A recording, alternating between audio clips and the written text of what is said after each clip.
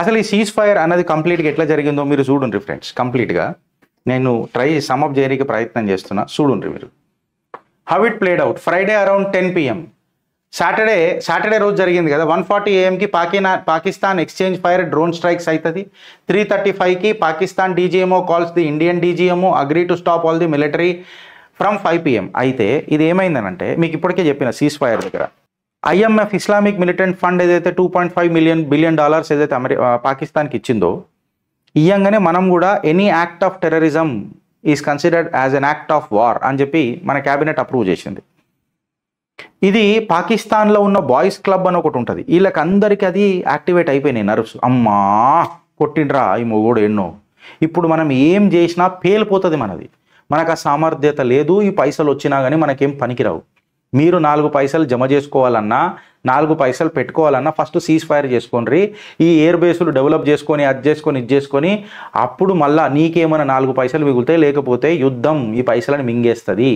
భారత్తో పెట్టుకున్నప్పుడు మంచిది కాదు అని చెప్పి వెనకటికి Bajwa or to that matter ఎవరెవరో ఈ ముల్లా మునీర్ గానికి చెప్పే ప్రయత్నం చేసిండ్రు. ఈడేం చేస్తాడు, ఖచ్చితంగా వాళ్ళ కిందికి ఫోన్ చేసి సీజ్ ఫైర్ చేయాలి. ఎందుకంటే పాకిస్తాన్లో నడిచేది ప్రధానమంత్రిది ఏమి ఉండదు, ఆడ ప్రెసిడెంట్లది ఏమి ఉండదు. ఆడ ఉన్నదని అంటే వీళ్ళదే నడుస్తుంది. ఈ ISI ఓడికి చెప్పుంటాడు. చెప్పగానే వీళ్ళ ప్రాబ్లం ఏంటంటే మన భారత్ లెక్క వీళ్ళకు కమ్యూనికేషన్ అనేది ఒక దగ్గర లేదు, స్ట్రాంగ్ లేదు. ముల్లా మునీర్ గారు ఆలోచించి అది బ్రిగేడర్కి తెలిసే లోపల మళ్ళీ ఎస్కలేషన్ పెరిగే ఛాన్సెస్ ఎక్కువ ఉంటుంది. సో ఈ వైలేట్ అయి ఉంటుంది. నాకు తెలిసి 2-3 డేస్లో 3-4 డేస్లో మళ్ళీ ఆడ సీజ్ ఫైర్ డిక్లేర్ చేస్తాడు, శాంతిగా అయిపోతాడు. ఇది యాక్చువల్గా జరిగిన లొల్లి.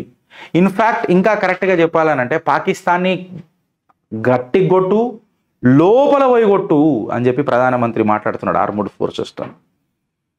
ఫ్రెండ్స్, 2 ముద్దాలలా దేశభక్తి నడుస్తుంది. ఒకటి పేట్రియాటిజం, ఇంకొకటి నేషనలిజం.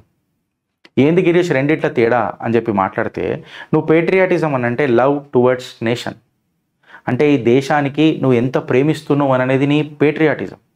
అదే నేషనలిజం కాడికి వస్తే unconditional love towards this nation, ఆపుకోలేనంత ప్రేమ ఈ దేశం మీద నీకు ఎంతున్నది నేషనలిజం. సో నువ్వు పేట్రియాటిజంలు ఉంటావా, నేషనలిజంలు ఉంటావా అని అంటే 2 ఉండాలి కదా గిరీష్ అని చెప్పి మాట్లాడతాం. అన్కండిషనల్ లవ్ కావాలా అని చెప్తా నేను. Absolute unconditional love.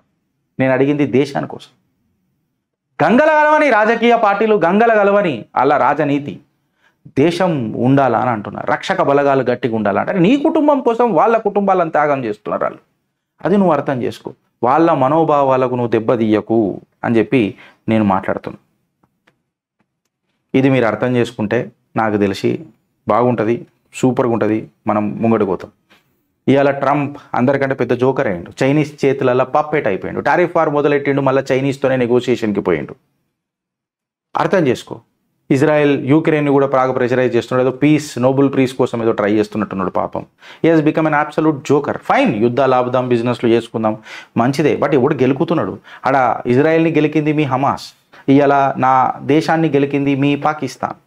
ఈ పాకిస్తాన్ని కూడా పెంచి పోషించింది అమెరికానే అని హిల్లరీ క్లింటన్ ఒకసారి టీవీ ఇంటర్వ్యూలలో మాట్లాడుతుంటే మనం చూసినాం. పాకిస్తానీ డిఫెన్స్ మినిస్టరో లేకపోతే ఎవరో అబ్సల్యూట్గా మాట్లాడాడు. ఏమనని? It is the America since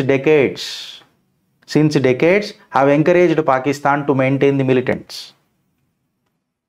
మిలిటెంట్స్ని maintain చేసేనికే ఎంకరేజ్ చేసిందే అమెరికా అని చెప్పి మొన్న మాట్లాడిండు ఒకడు.